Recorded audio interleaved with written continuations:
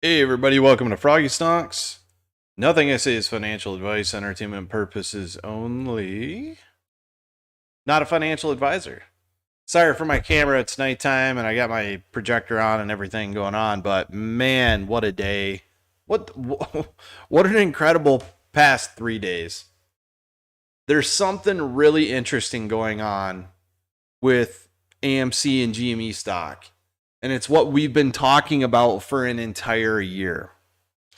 We are now back. I don't normally do TA. I don't do charting. I stay away from it because meme stocks are terrible at bringing you into doing proper charting, proper bearish and bullish breakouts, patterns, and etc. They bring you in, you see the pattern, you think it's going to break out, and the next thing you do, it does the complete opposite. It's because market makers and hedge funds know that we are using traditional charting patterns and traditional stock analysis to try to predict where the price is going to go, and they are playing against us every time. And that is what has happened for over a year on AMC stock. Look at that.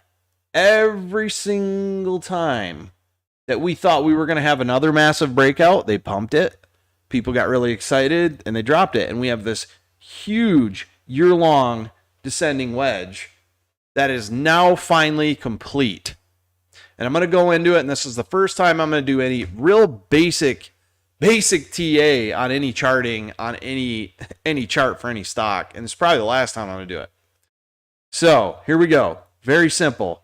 Right here, January 27th to 28th, the $22 run on AMC, the buy button scandal, where brokers took away the buy button from the stock, causing a huge supply and demand shift, which caused the stock to come back down to here, right here, around $5.90.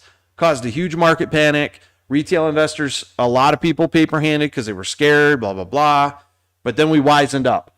From here, the $5 range to here is when people started learning what had happened, what really had happened, and they started buying the stock back. And that's where we started seeing this uptrend from March 2021 all the way up to May 24th. We are now back in the time frame before the big 72 run, right? We'll go back to the big 72 run, June 2021. May 21st, we really started seeing the potential for AMC to start climbing again. And you can see by the candles on the daily what had happened.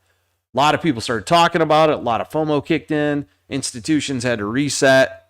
All the right things happened. We ran to 72 bucks, big boom, boom candle. And all of a sudden, stopped, started coming back down again. Shorts started piling back in, which led us to the scenario that we face now.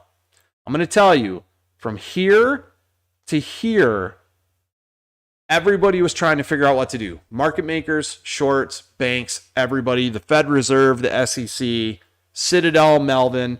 My guess is the market makers went in, talked to the Fed Reserve, talked to the SEC, talked to the Treasury, got the government involved, said, hey, we have a multi-trillion-dollar hole. It's going to cause the biggest market collapse in history. Too big to fail. They figured out what they were going to do. They let it run to 72. They got all the algorithms set up, and they said, we're going to let it run. Then we're going to short it back down. We're going to see what happens. The problem is they didn't account for the massive market failure that was coming in from June of 2021 to June of 2022. Facebook, Netflix,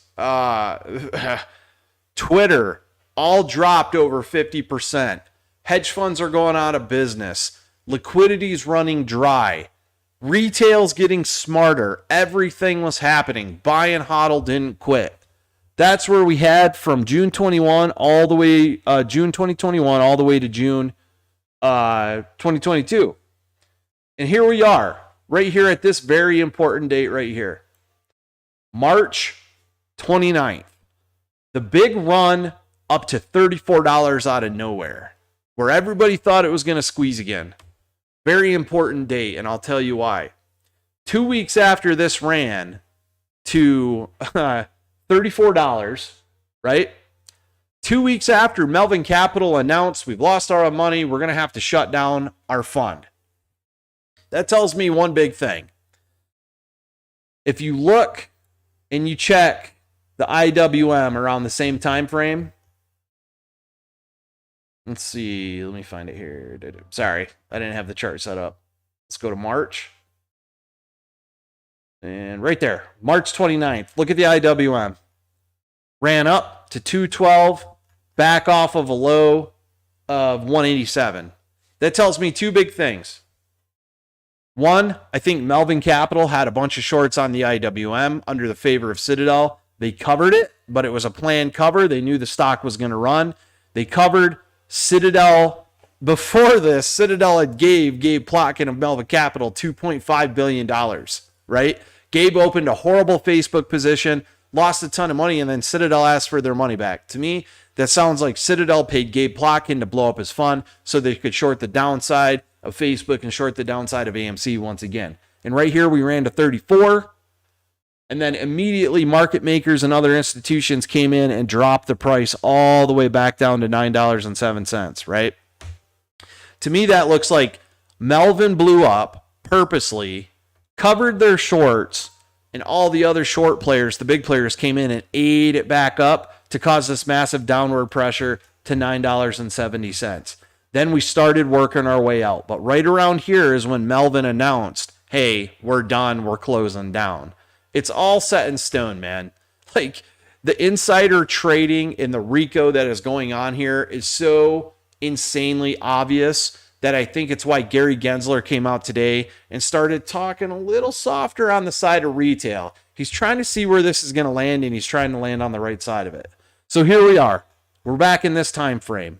$9.07 on May 12th. The crazy thing is we had the GME stock dividend split. We had AMC with a massive turnout for Multiverse of Madness. We had AMC with a massive turnout for Top Gun. And we also have AMC getting ready to have a massive turnout for Jurassic World Dominion. We also had Adam Aaron make a few tweets. We had Elon Musk going after Twitter, which is a long position of Citadel. There's so many catalysts going on here. And like Boss Blunt said, June 3rd, 14032 executive order restricting American companies from using Chinese assets as liquidity to meet margin requirements. Just crazy, insane catalysts coming out here. We ran from 970 on a nice trend up of higher lows back up to today, which we closed out around $13.50, but we hit $14 with that nice $16 run in the middle. The higher lows is very important. When you zoom out, you can see we have finally truly broken out of this descending wedge that's been going on for over a year. Now I'm going to say two things here. Two things. We can get rid of this red line. The blue line right here, this line, right? I'm going to reposition it so everybody can see exactly what it is. This is the bottom that AMC back in 2021 launched at before the big 72 run. The little pump here from around $10 to $12, and then we rolled and we ran up to 72. That is exactly where we are sitting now. We came off of a double bottom on that, which is beautiful. Broke out of the descending wedge. We're now riding the top of the descending wedge as our bottom with another nice little push this past couple days. Here's the most interesting thing about it. We love cycles. We know it's running on algorithms. It's crazy what's happening. This yellow line right here that I'm moving around, this is a direct mock-up of what had happened back on June 2021, right? I've taken it. I've studied it. I've been looking at doing this for a while. I think we are where we're supposed to be. Now, I'm going to put it back where I had it. Right here. Boom. The positioning isn't going to be exactly perfect. There it is. That's where I had it right there. Positioning isn't going to be exactly perfect, but the yellow line is a direct mock-up of the May through June 6th run-up in 2021. We are now on June 8th. We have major catalysts going on, and you can see where we are coming out of this, hitting the bottoms, curving up, following the line, And it looks like to me, and I'm not going to say to make your trades off of this, I'm not telling you what's going to happen, but to me, what it looks like historically is we're getting ready for another big run. A lot of other people have been predicting this. This isn't something new I'm doing, but I don't like to base my trades off of charting because I think hedge funds know that's what we do. That's why I came up with the Hoyles method. That's why we came up with no options May, because I got sick of people getting in and getting robbed on their call options. But this is even more interesting. One, I think we're going to be profitable in Q2. We had Multiverse of Madness, which crossed 800 million recently, Top Gun 2, which has already crossed 600 million worldwide, and they're saying that Jurassic World Dominion is going to cross 365 million worldwide in the first week. That it's all within Q2, massive profits. We took a 26% market share of the Multiverse of Madness opening. We had 3.3 million admissions in globally for Top Gun in the first week, and I think we're going to have the same for Jurassic World Dominion. This is where it gets really juicy. The AMC options chain. Should have had it pulled up, sorry. But the AMC options chain, and you know I've been following this for a long time. I don't play the options and meme stocks because it's too unpredictable. I don't like it. I don't like what market makers are doing because the majority of payment for order flow comes from, don't tell me NASDAQ's down now. Don't tell me it's unavailable. Stonko Tracker was actually down today too. We were just talking about that on Terrible Space. Here we go. AMC options chain, all the monies, June. We're going to go to July. And we are going to go to July. Here we go. 15th. July 15th. $145 strike on the call open interest has 131,709 open interest on the calls for 145 strikes. Now, every call option is a batch of 100 shares. Think about that.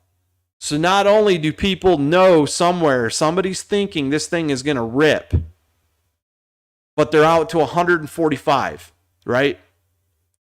$145 on the strike. It's absolutely crazy. Not to mention that Stonko Tracker and Ortex are all reporting a significant increase in the cost to borrow, up to 20.3% as of June 8th. That is absolutely insane, as we were at 1.5% not even 2 months ago. So what's happening with cost to borrow is the people that are loaning the shares to the short sellers are saying, hey, we're going to charge you more because something's about to happen and we want to make as much money as possible, or this is getting too risky to lend because we're getting ready to go on a run and we want to be able to make our profits. So that is extremely bullish. We have all these things lining up.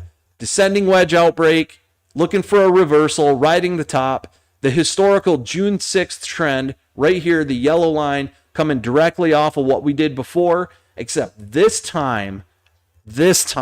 year,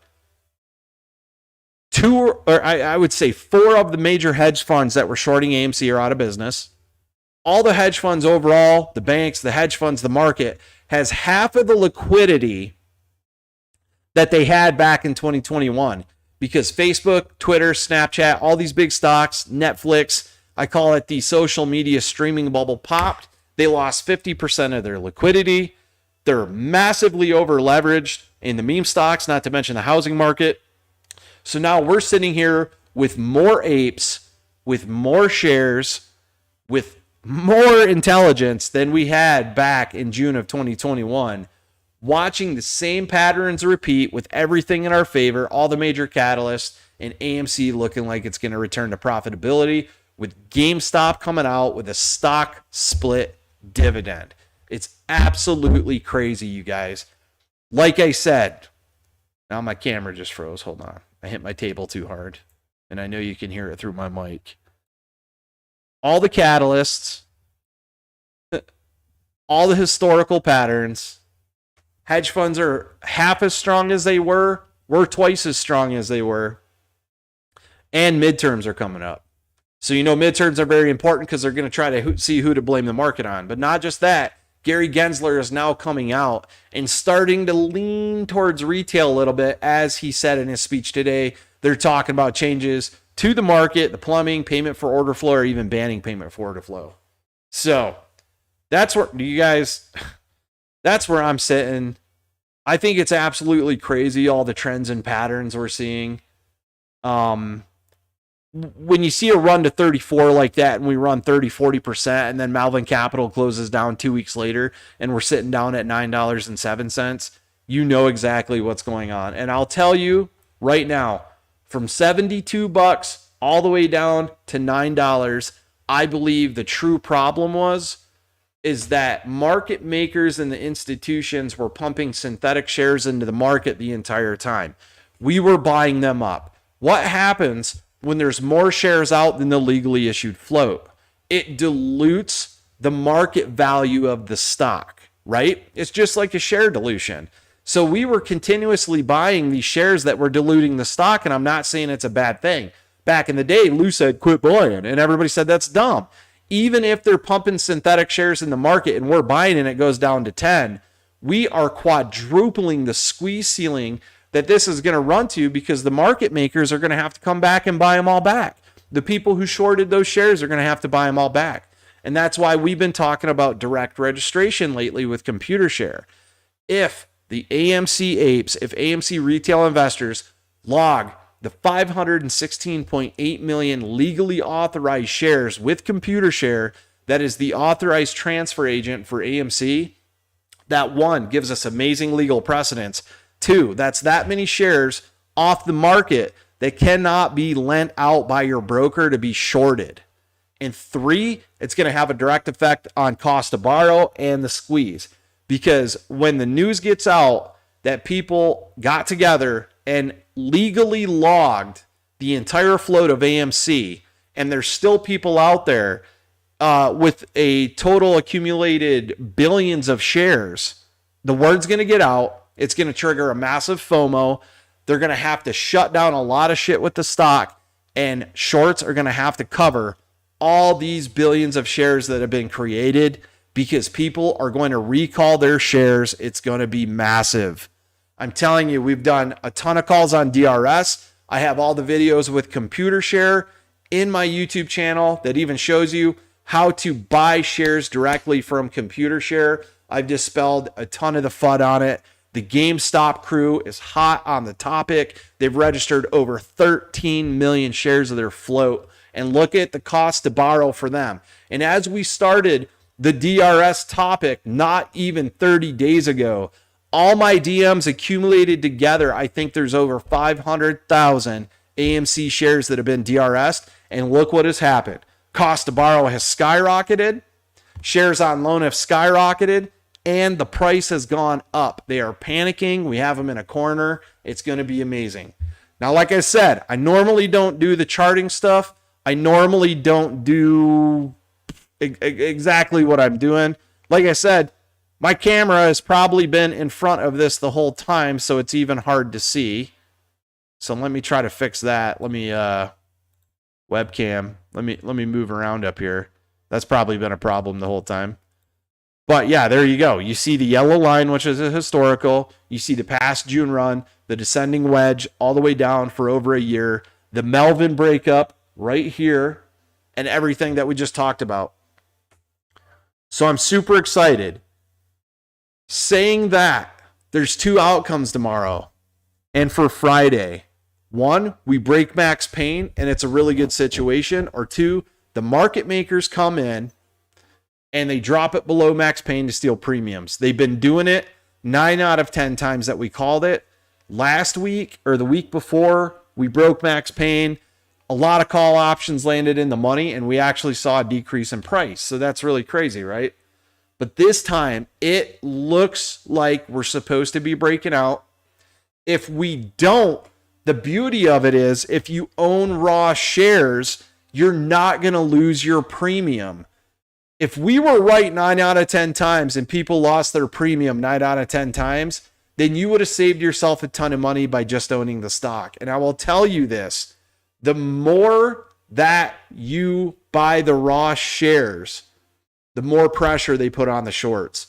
It seems like call options tend to set a ceiling. Everybody talks about gamma, but retail doesn't need to be in the play to cause gamma. The institutions will do that itself. DRS is not going to kill volume ketogenesis because there is 1.5 billion shares minimum over the float. So what's going to happen, it's not even that DRS doesn't kill volume. Anyways, you want the volume to drop off, because once the volume drops off on the stock, that means the market's locked, and hedge funds are going to be eating crap by not buying out shares because the cost to borrow is increased. They're going to be paying out millions of dollars a day. In my opinion, if the volume drops off and the cost to borrow is going higher, that's a good thing, because that means the demand for the shares is going to increase, which is going to exponentially move the price up. So super interesting stuff. I'm all about the DRS thing. I was against it probably about 6-7 months ago. I educated myself. I called Computer Share, set up an account, talked to the GME people, been completely educated on it. I like it. I have over 350 shares in DRS right now.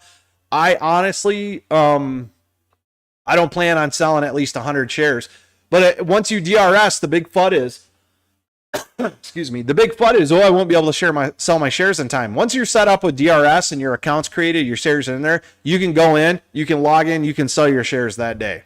That's all it takes. The FUD's been dispelled. So I'm loving it. I'm loving this. I'm loving AMC. I'm loving GameStop. I'm loving Highcroft. I'm not going to go too much into the charting on Highcroft. Here's the long historical value where they were over $16 a share. Here's where we are now. This is where the AMC Sprott acquisition started coming in. This is where Unusual Whale started tweeting. We ran, we dropped, we ran again. The most beautiful thing about this is it proved something to me. That when retail apes catch short sellers in a position that they are shorting more than 100% of the company, when they are caught, what they do is they stop reporting their short positions, which brings the short interest down. And they do it for a reason, to throw us off the play. Now, before retail apes got into the plays, they would report their short position. It was beneficial to show a company was 150% shorted, because to the industry, they would step back and go, hey man, this company is garbage. We better get on the bandwagon and short the crap out of it, right? But now it's a different story. Retail investors are catching short sellers in their bad positions with massive, massive short interest. And then when it's not beneficial to them anymore, they dial back their reporting. You don't have to report your raw share short position. It's one of the biggest failures of the market.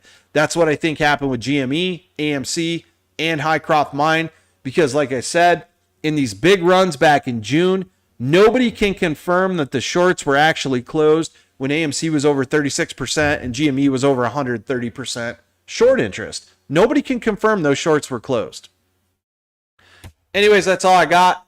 I'm loving it. I'm set up in my plays. I own raw shares. I am hoping for the best the next 2 days. I want to see this thing break out. There's no way we should be sitting at $13 a share with the money we're bringing in and the assets we have on hand, while Cinemark's sitting around 16. Absolute disgrace. I'm not saying this is going to break out. I'm not telling you to place your trades on this breaking out. I'm just looking at the chart. I'm looking at the historical. I'm looking at these patterns. And to me, with all the catalysts we have lined up, it looks really, really bullish.